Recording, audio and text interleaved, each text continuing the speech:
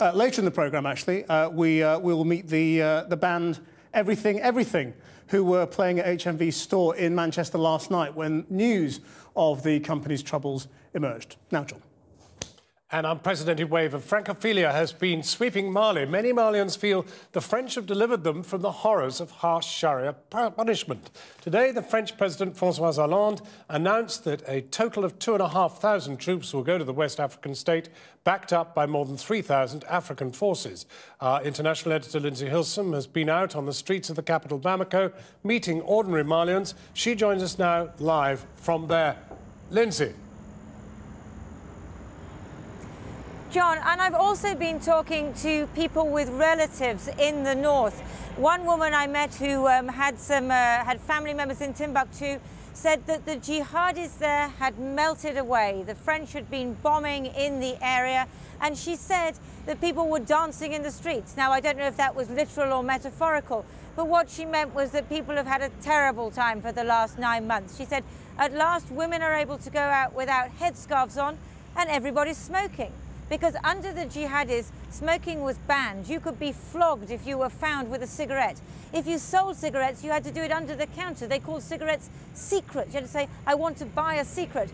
And now she said even people who don't normally smoke are smoking just for the hell of it because there's nobody there to stop them.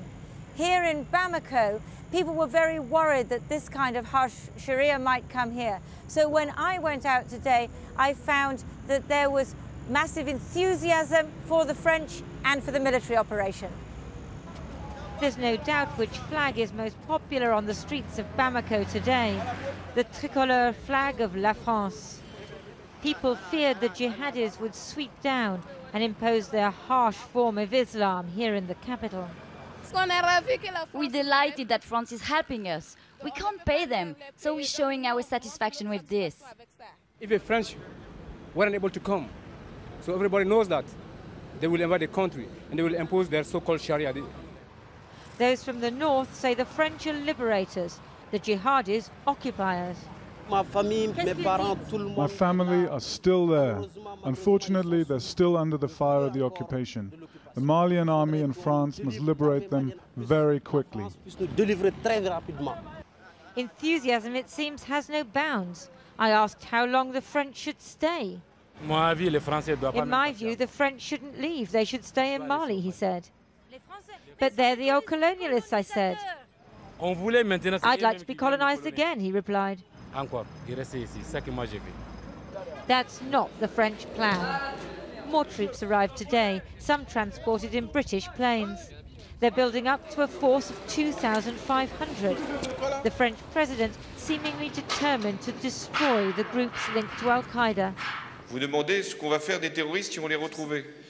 You ask me what we will do with the terrorists if we find them? Destroy them. Take them prisoner if that's possible and ensure that they won't be able to be a threat in the future. The operation isn't to defend a line. There are no internal borders in Mali. I have told you the aim is to stop the aggression and to allow Bamako to be secured so that the authorities in Mali can be preserved and our nationals protected. Today, West African military chiefs met in Bamako. Several African countries will provide troops, including 900 Nigerians, who are expected to start arriving in the next 24 hours. Their problem will be logistics. No African army has the capacity of the French, whose forces are moving north in numbers now. They have the momentum and the advantage. The problems will come when the jihadis regroup, which they undoubtedly will. Well, Lindsey, let's probe that a little further. I mean, a country twice the size of France, 5,500 French and African troops, 6,000 jihadists at least. Does this all stack up, or is it just a big, long quagmire? Well, we'll have to wait and see, obviously, but the point is that the French are trying to hit them very hard now so that there are as few left as possible when it gets to the next phase, because the next phase will have to be led by the Africans, or at least the Africans will provide the manpower. Algeria is absolutely essential because many of these jihadis come across the border from Algeria. They have to secure that border. But they haven't gone away. They are likely to start acts of terrorism. They have threatened France. They are likely to start with guerrilla tactics. So although everybody's very excited here at the moment, the chances of this being a long and painful guerrilla war are certainly there. Lindsey Hilsum in Bamako, Mali. Krishnan.